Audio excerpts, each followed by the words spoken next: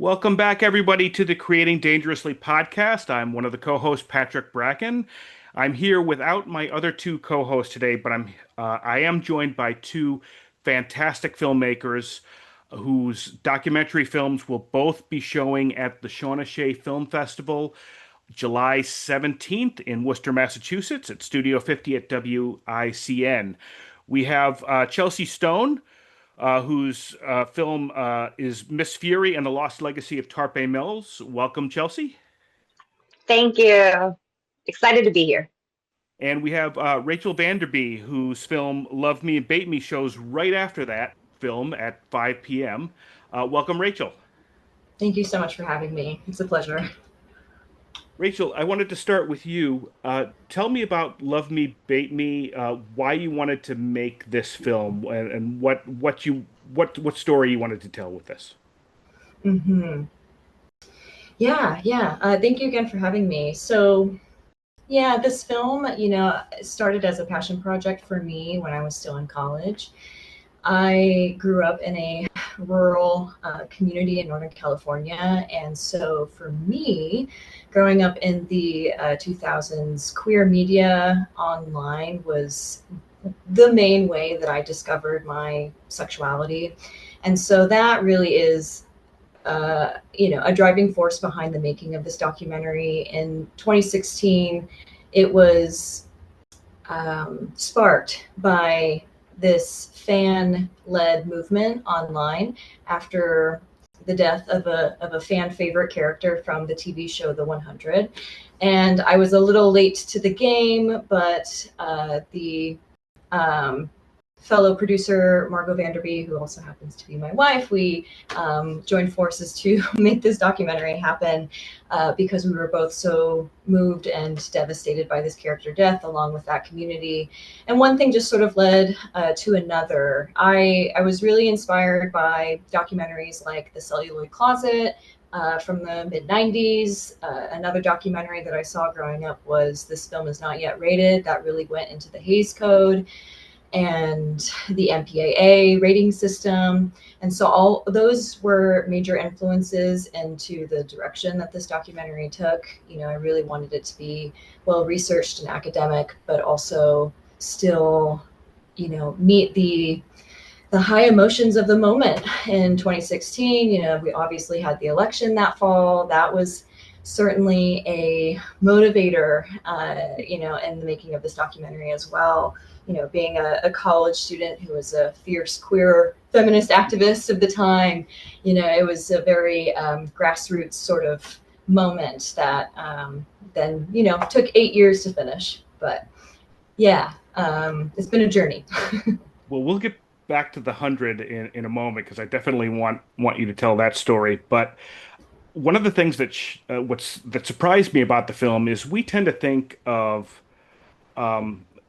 just the civil rights movement as one long progression, starting from a certain point and getting gradually better as time goes on. But that really wasn't the case. You could almost say that the LGBTQ plus community was represented much better in the early days of cinema. Could you talk about how they were represented in the early days of Hollywood? Yeah, that was definitely probably one of my favorite parts of, the unveiling of this film was doing a lot of research into what the film industry was really like in the early 1900s when it was first getting its start. And of course, the film itself isn't able to cover every single avenue or rabbit hole that I wish we could have.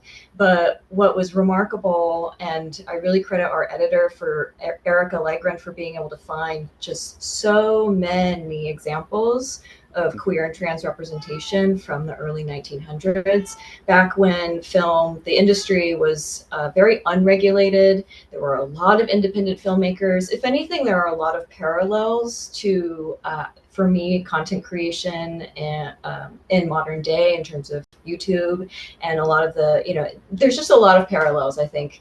The more you look into history and you actually get to see what really happened, it's remarkably similar, I feel like, to what we're going through now. So there was a lot of queer representation on screen. There was a lot of drag happening in that time period, and vaudeville circuits. That was all certainly a part of the culture. And then, like most, I think, periods like this, there came a backlash from, forces on the other side who were determined to censor as much as possible this kind of content from the, mainstream. And that was really aided by, as it is today, by capitalism and companies being able to centralize a lot of their power and create these monopolies.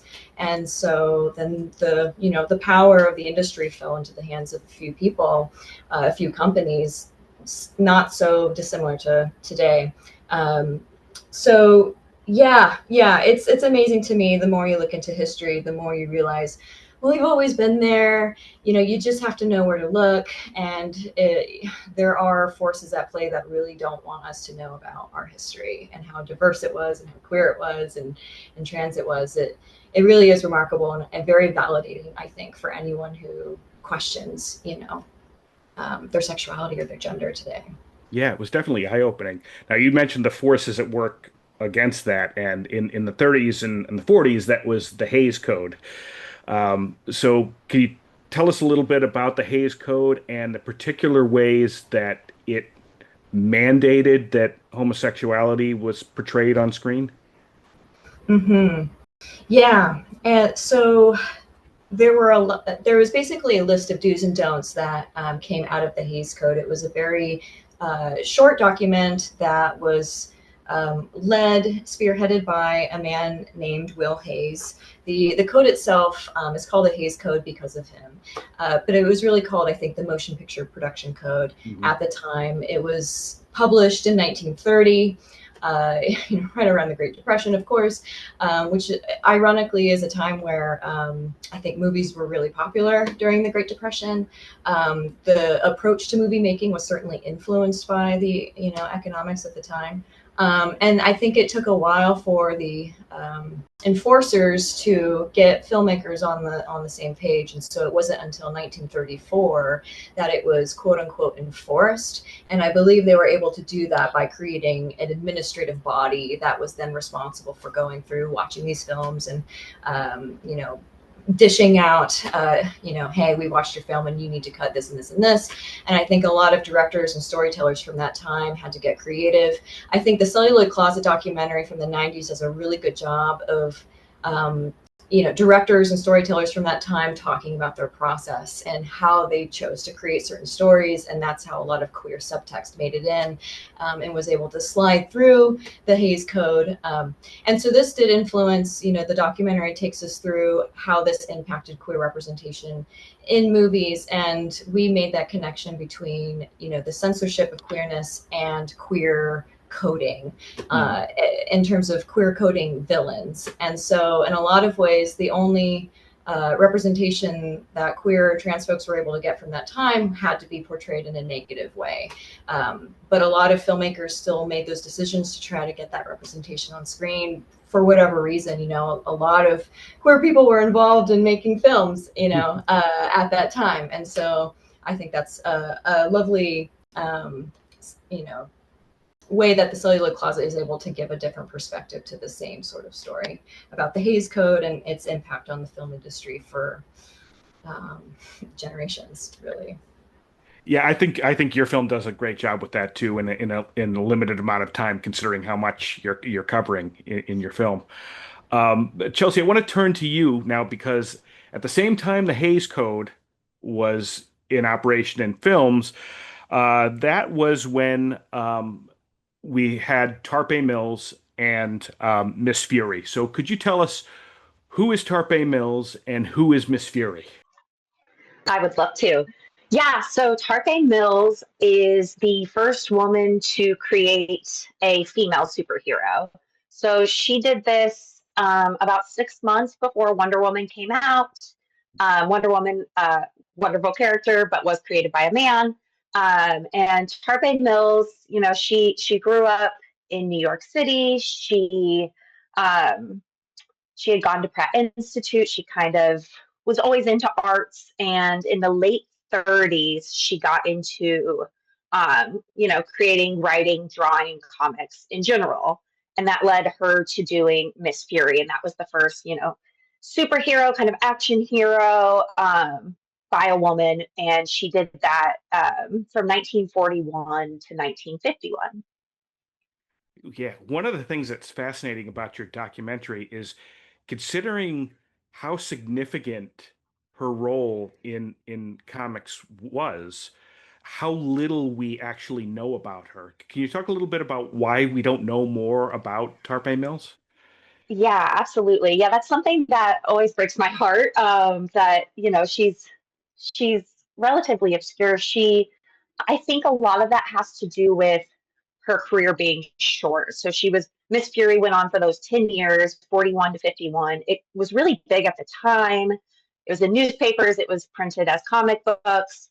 But then after that, so essentially she had a lot of health issues, a lot of things we maybe don't know everything about during that time that ended up making the comic no longer viable for her. And so she kind of disappears at that time, and she doesn't do any more comics until the 70s. And even then she just draws like one. She kind of, I think she just got forgotten because there was so much going on at that time. There were, we talk about women, you know, in the workforce during the war, that kind of thing. And I think that, life just kind of went back to normal for everyone, except her. I think she very much, from what we know, is still kind of living in that world. But yeah, I think that because of that, she kind of disappeared from that community. And I think that community, especially, once like comic conventions and such started, it started to become a much like closer community. But by that point, she was already out of it.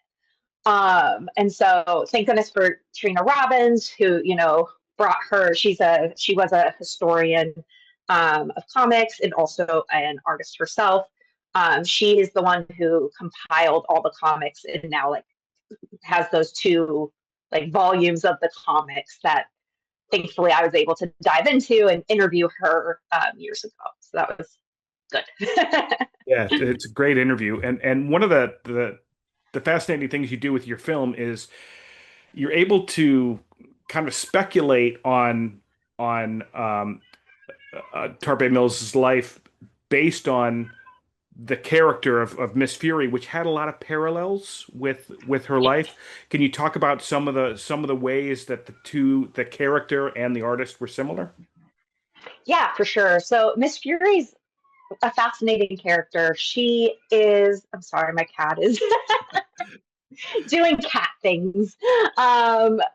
So she is, yeah, Miss Fury. She's wonderful. So she parallels Tarpe in a lot of ways. I think there's the way she doesn't, where I mean, she's a superhero, of course, but they both live in New York. They both have. Speaking of cats, with my cat yelling at me outside, uh, she had a cat that she drew as a character in her comics, both named Perry Purr. Very looked exactly the same. We have very few pictures of Tarpe Mills, but I think two of the four pictures are with her cat, which of course is part of why I love her so much.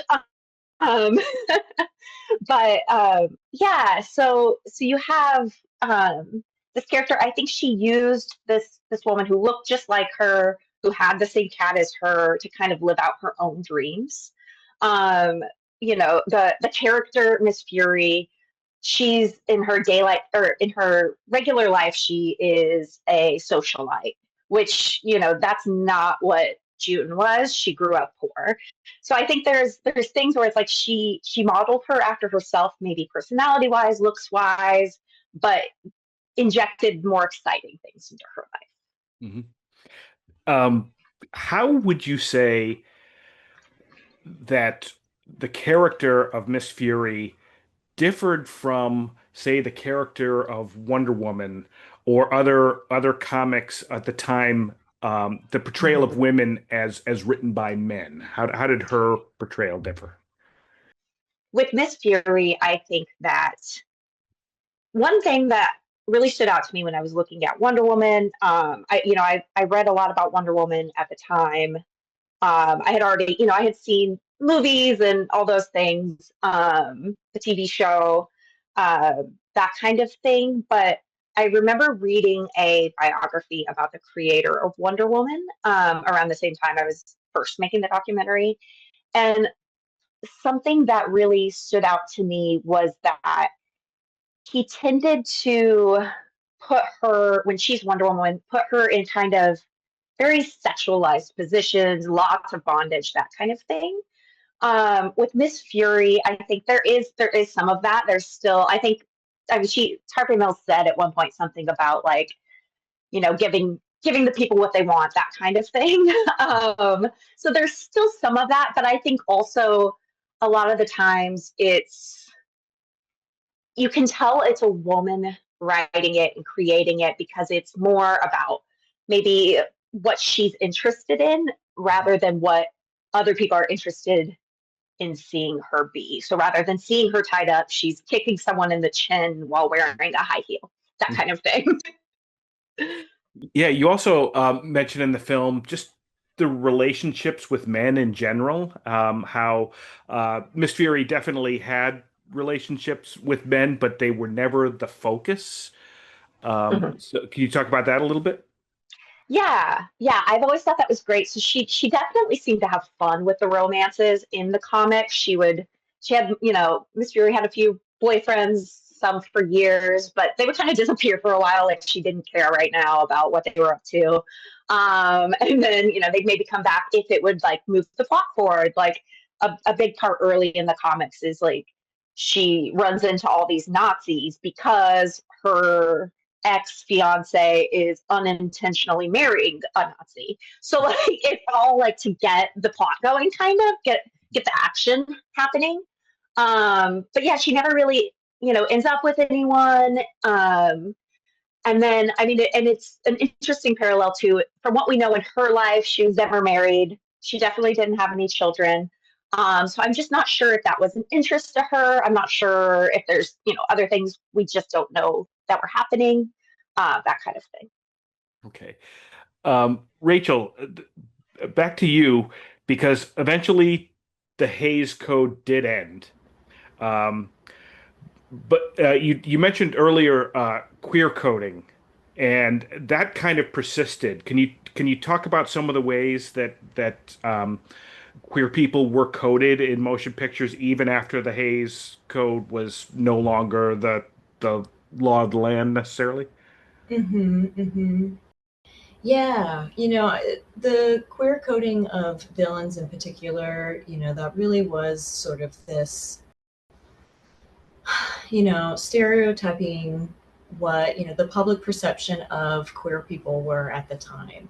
I think a lot of that had to do with, this fear mongering campaign that, actually came from the government itself that, we talk about this period of history called the Lavender Scare that happened, around the same time that the Red Scare was happening. And that was around the fear around communism. There was a similar fear that was stoked in the public around, queer people working for the government and needing to get them fired and needing to oust them, find them and surveil them and all of that. There was a lot of police brutality that was, happening around that time, around, queer bars. And anyway, so there was a concerted effort to portray queer and trans people as there is today as in a very negative light. Queer coding is one way to do that. And then, as things evolve, we start to see a lot of other kinds of sort of stereotypes that, come up. And one way that we talk about this kind of representation is we use the word tropes, and we define tropes as, sort of this simple storytelling convention that's able to communicate a lot of information in a more simple way, similar to an archetype. And so, and we, have a lot of lovely people explain who know their stuff about how tropes aren't necessarily a bad thing, but when they are, applied to marginalized groups, for queer people being queer coded as villains, for example, that can have a really negative effect, an impact on how people are actually treated in their daily life, or the kinds of laws that get passed, the public perception of certain groups, and therefore that, people's behavior towards those people being justified because of that.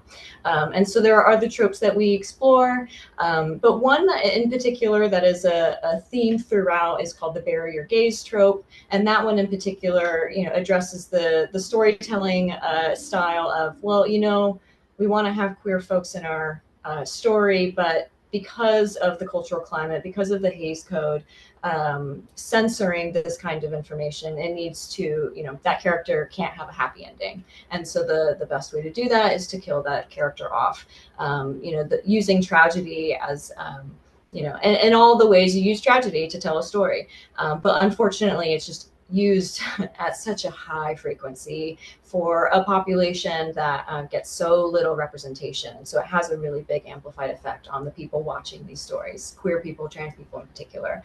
So the bury your gaze trope, which is something that, got its start in literary fiction in the early 1900s. It wasn't specific to TV and film, but, it was kept in style. It's a really easy plot device that unfortunately, sometimes used in the wrong hands, just has a really insensitive impact.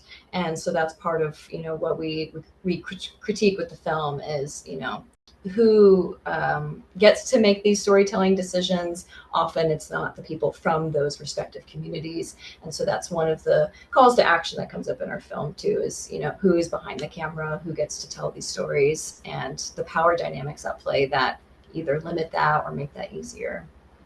Yeah, you spend a lot of time in the film with the bury your gaze trope, and also you spend a significant amount of time talking about how in the 90s, 2000s, Hollywood started to figure out that there was money to be made by representing the queer community.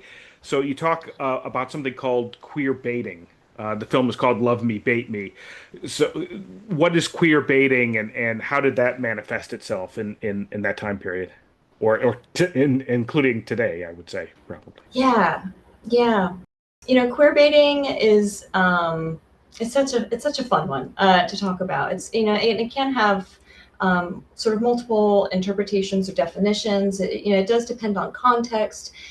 One of the scholars that we interviewed, Eve, she does a really great job. This is part of her study, and so she was good at being able to differentiate in terms of queer baiting, the relationship between what actually makes it onto the screen, and what kinds of marketing decisions play into that baiting kind of effect that creators online, on Twitter and whatnot, making certain decisions around their marketing campaigns in order to get viewers to watch their show. And so they're baiting queer viewers, saying, hey, we might have something for you.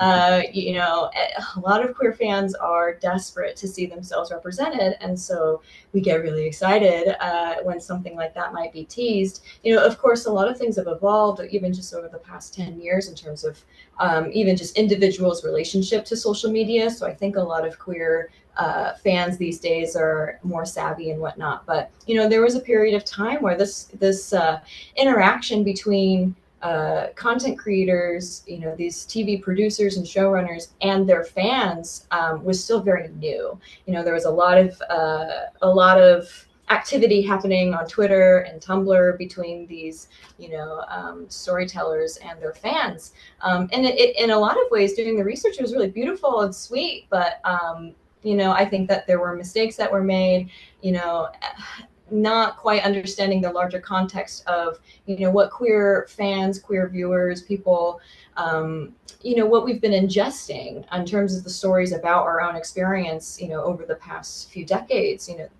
the 90s and the early 2000s, you know, the representation was often a lot of what you saw was queer subtext. And it's fun to differentiate between queer subtext and queer baiting because it's in a similar category. But the queer baiting, I think, implies a decision to,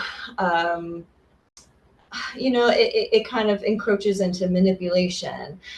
Whereas queer subtext, you know, kind of has a little bit more of an innocent feel to it because it, you know, a lot of those stories in the 1900s that have queer subtext, you know, it was the best they could do for the time. And Fried Green Tomatoes is a great example where I remember watching that movie, not knowing that the book it was written on was queer. And I just remember being like, oh my gosh, this movie feels so queer. And you know, you know, it was mind boggling to me. And then, you know, being validated after the fact, like, oh no, the queer relationship was real. It just didn't make it onto the screen in the way that it could have or should have. So all that to say, you know, in terms of even just trying to decide what to name the film, baiting people, you know, as a concept, and, you know, mirroring that to love, you know, like, what is the ask what's the ask that we're making with this film? What's the message we're trying to send? And for me, it really does come down to just like how you treat people. And for me, the guiding principle being love, and like, what does it really mean to treat people with love? And I think making decisions to try to bait someone along, like, is it that, you know? So yeah, I think it's queer baiting it's a very it's up for discussion. It can be a really, you know, nuanced discussion, you know, but in terms of the 100, you know, it really came down to these decisions in terms of, you know, how you interact with fans online. Yeah, talk a little bit more about that because that's really a case where um, the way you describe queer baiting is sort of like a marketing decision, and the bury your gays trope all came together and all came Mhm. to a head. So, can you talk a little bit about that whole experience? Yeah. Yeah, you know, that was, I think, you know, there, you know, Lexa dying on that TV show, The 100, isn't the first time that we've seen a lesbian character die in a particular way. So, you know, a lot of the question, you know, maybe the survey question of this documentary is, what made The 100 unique? What was it about The 100 specifically that sparked, you know, this sort of like, we're not going to handle this anymore, you know, response that came from fans? You know, there was a huge backlash that was actually really effective. All of these fans coming together and organizing in this grassroots way. Why didn't they do that for another different, you know, for another character death and quite the same, with the same magnitude? And I think it was this combination between, you know, this queer baiting effect and just this, you know, decades long trope of killing off this queer character. And in that particular season of television, on broadcast television in particular, you know, there was a very high percentage of queer female characters that were killed off of their respective shows within a few months. And so, you know, it felt like something was in the water, and a lot of fans were experiencing this kind of devastation, one after the other, and talking with each other about it online. But yeah, you know, this, yeah, it was honestly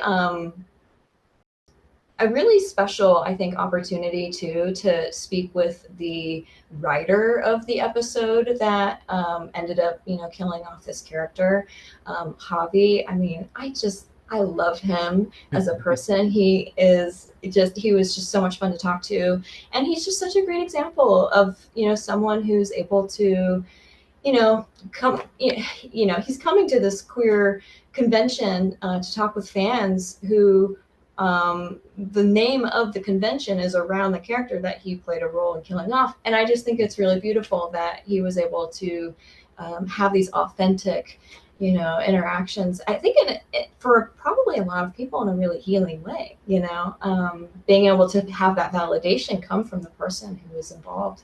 I think it's really powerful. So all that to say, he did a really good job of reflecting back, I think, to viewers, like, yeah, the Hays Code, he didn't know about it necessarily in the same way when all of this was going down. And then upon learning about the Hays Code, he had a real respect for the impact that had on the industry at large, and how it really sort of affects the air you breathe in a way when you're in that space. Yeah. I want to get back to his reaction and the showrunner's reaction in just a moment, but I did want to, Chelsea, I wanted to kind of talk about Tarpé's end because it's a little bit tragic. Yes. Can you talk about the end of her life, and particularly what has happened to the artwork? Yeah, tragically, it's missing. It's likely to be in a dumpster somewhere, which is horrifying. Yeah, so she, after having this big comic, those 10 years, and then kind of disappearing for a while, and by the end of her life, like I said, she had never married, she never had kids, she wasn't really close with her family at all. Um, she she ended up dying in her apartment, where she had actually grown up, and lived at some points throughout her life. It was just her there. Unfortunately, it was months before they found the body. So one of her surviving family members, who I briefly got to meet before he passed away, he is the one who identified the body. And by that point, they'd already cleaned out the um, apartment, and Bill Finn, who's been wonderful help to me. She's great. He's the great nephew of Tarpé Mills. He's been great. He's done so much to try to track these things down, going to New York, talking to people, surrogates court, all this stuff, and no record of her art. And basically, the theory is most likely the landlord just wanted to rent it out, so he just threw everything away. And that's so devastating because she had kept those original cells, and she had talked to family members before she died. Not immediately before, but she had talked to them and said, like, keep these safe. And unfortunately, no one was able to do that. That decision was taken away from them likely by her landlord. Anyway, your film does end though on kind of a hopeful note. So can you talk a little bit about what Tarpé Mills and Miss Fury's legacy is today? Yeah, absolutely. I think that, I mean, a big part of the film is wanting people to be aware of her. We've, for at least 10, 20, a very long time, superhero movies, superhero comics, everything have been very popular.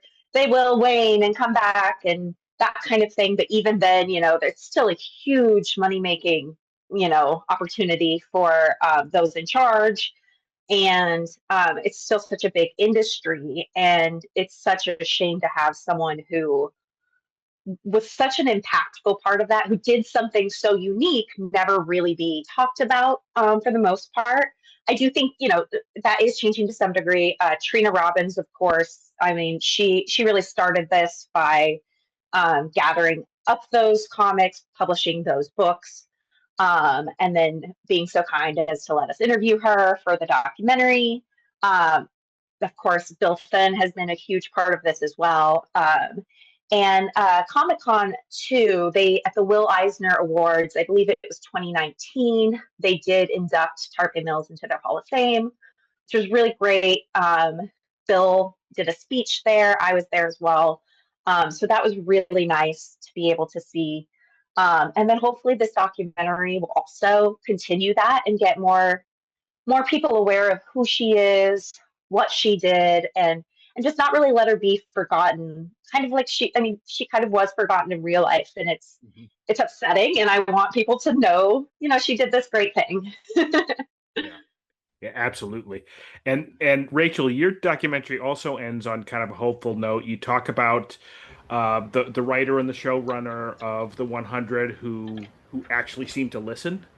Um, but you also talk about uh, the LGBTQ plus community kind of taking back their stories. Can you talk a little bit about how that's happening? Yeah, absolutely. And so, yeah, since the it was coined, quote unquote, the spring slaughter uh, of 2016. There was a lot of activity that followed to. I mean, it all kind of coincided as well with other you know progress movements for representation in Hollywood. So of course, you can't neglect to talk about Time's Up and Me Too, and I think this sort of this mini era of progress to try to improve the representation of people behind the scenes. That was certainly something that we wanted to touch on. That kind of progress. How well is it actually progressing? Is it a passing fad, quote unquote? And I think something that certainly comes from my own, activist history is the importance of, stories coming from the communities themselves, from the people who actually have these lived experiences to be able to tell their own stories. And so we talk about positive examples of, broadcast cable television shows that have queer creators, trans creators behind the scenes, having a chance to tell these stories. And I think it's also to touch on, the folks that are at a much, much more independent grassroots level. Anyone like you or me, anyone who wants to engage in the creative process in some way, but might not have the same traditional resources to do so, that is really where I want to spend my time and energy and attention. I think that is where all the fun is happening. And so we go into detail about a lot of shows that are popping up on YouTube, and being able to see the kind of representation that we really want and need to see that is just far more accessible in that format.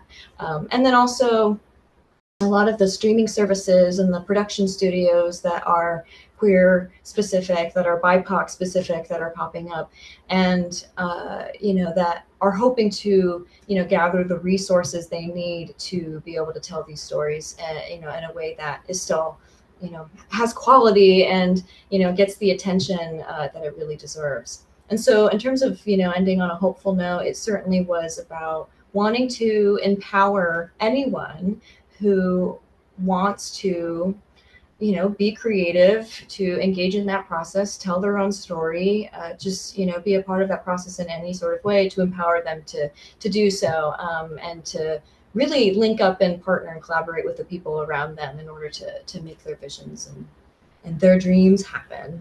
Well, that's great. I did want to, I don't want to take away from kind of the hopefulness, Yeah. but you mentioned the 2016 election. We just had another election recently, and I want to throw this out to both of you. We're now in a time where um, uh, government officials are strongly implying that any hire that's not a white straight male is a DEI hire, and I'm just wondering if you have seen this effect in the media and that you're working on in the filmmaking community. What effect is it having right now, if any? Yeah, gosh, it really is wild to see how quickly things have changed in that regard over so little time. You know, yeah, the kind of work that I was doing in college in terms of diversity, equity, and inclusion, and to have this rhetoric be in the mainstream now, I could not have foreseen it. But then again, you look at history and you're like, well, yeah, I could have. There's always a backlash. There's always some sort of response. I think that's the cyclical nature of humanity and our short memories. But it's funny. It really is funny that years into making this film. Myself and some of the people on the crew were a little worried, thinking that what we were wanting to do was somehow not going to be relevant anymore, and that the story had come and gone and no one would really be interested in something like this, which was part of the reason why I really wanted to take a more universal approach with the documentary and not just focus on, that was something that really inspired me about other documentaries. And so I wanted to take that lunge and try to do that. But it's funny how the relevance really is certainly there, with,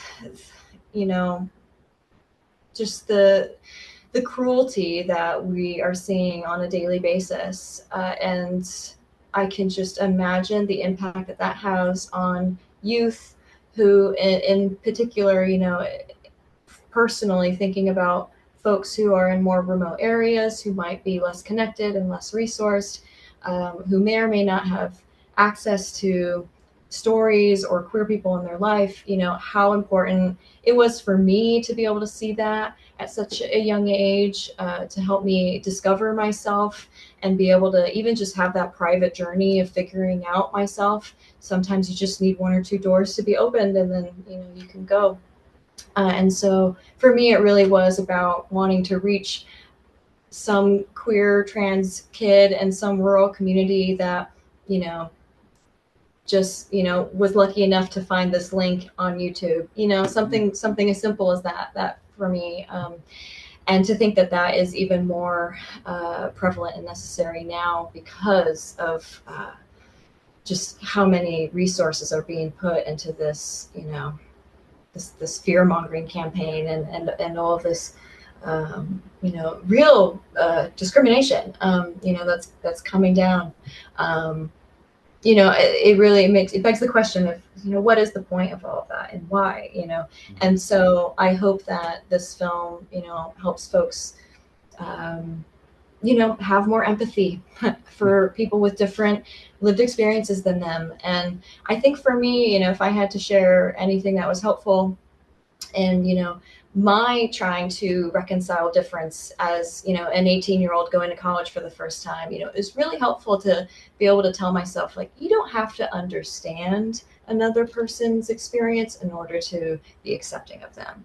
And so don't overthink it. Don't try to figure out the why, the how, investigate it. Just, it's okay to not understand things in other people. And that's not a personal or moral failing. It's just, people are very complex. We are all very complex. And the more that we can embrace our own complexity and not hide or try to deny it, I think the better everyone would be. And so it really it does make me sad to, when I think about people in really powerful positions, what I really see is someone who just didn't have the same chance to, explore themselves and have that freedom to really live a life that they wanted. Instead they're resorting to, if anything, it's just sad. But then of course the cruelty itself, it's just really important that we take care of each other right now, Yeah, well said. Chelsea, you're a female filmmaker in Los Angeles. Have you seen any effects of what's going on now yourself? Honestly, I think that yes. I mean, the film industry right now is rough. I've been writing for a long time. I'm still writing, but I'm not really going as hard at Hollywood trying to do. I'm kind of trying to do my own things now, because I think there has been a change in the tides. I also think that because of where we are as a country, it's just, I mean, it's like this in most industries at this point. Like, there's not jobs. There's not, like, it's really hard to be able to do anything because people just aren't getting those opportunities to even buy food, you know? And of course, I'm in Los Angeles, so lately there have been the ICE raids that we've been trying to fight back against.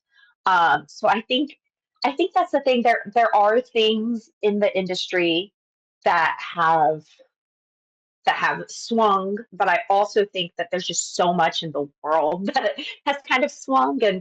And like Rachel talked about with the kind of, we go forward a little, we go back, we have these swings of momentum in life, it seems like. And I think the most important thing we can do really is regardless of where we are, keep fighting. Even when things feel like they're okay, but it's not going to be completely okay for everyone. So keep fighting for those people, keep trying to be with your community. And when it comes to filmmaking and art, just trying to, be able to be creative, do what works for you, and maybe don't try to stretch yourself to be what maybe Hollywood wants you to be. Excellent thought to close us out on. I did want to ask you both quickly to hopefully we'll get lots of people coming to Massachusetts to the Shawna Shea Film Festival to see your outstanding films. But if somebody wanted to find out more information about your film, do you have a website or something you can plug so people can find out more? Chelsea, we'll start with you. Yes, so you can go onto Facebook. I have a Chelsea Stone writer director profile on there. Or to follow the documentary in particular, it's on Instagram, and it's at Miss Fury Tarpé Mills. So you can find us there. Okay, great. Rachel, what about you? Yeah, we're also on Instagram, so you can find us at the handle Love Me Bait Me Doc, and or you can find our website that is lovemebatemefilm.com. And I'm hoping to get a newsletter together soon, so that we'll keep updates coming in terms of other screenings and other opportunities to stay connected and perhaps build more of a community around keeping the conversation going. All right, great. Well, both of these documentaries were excellent and fascinating, and we're showing them both at the Shawna Shea Film Festival, July 17th at Studio 50. Miss Fury and the Lost Legacy of Tarpé Mills will be showing at 2:30 p.m., and immediately following that at 5 p.m., we'll be showing Love Me, Bait Me. And you can find tickets for those showings and all of the showings of the Shawna Shea Film Festival at shawnafoundation.org. Chelsea and Rachel, thank you very much, and congratulations on your excellent films. Thank you so much. Thank you. Thank you. All right, we'll see you all next time. Thank you. May I have your attention, please? I think you all remember the bargain we made about staying all night.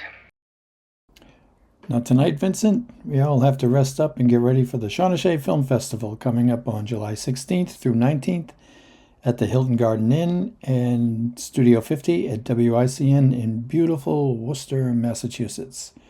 Look forward to seeing everybody there, including you, Vincent.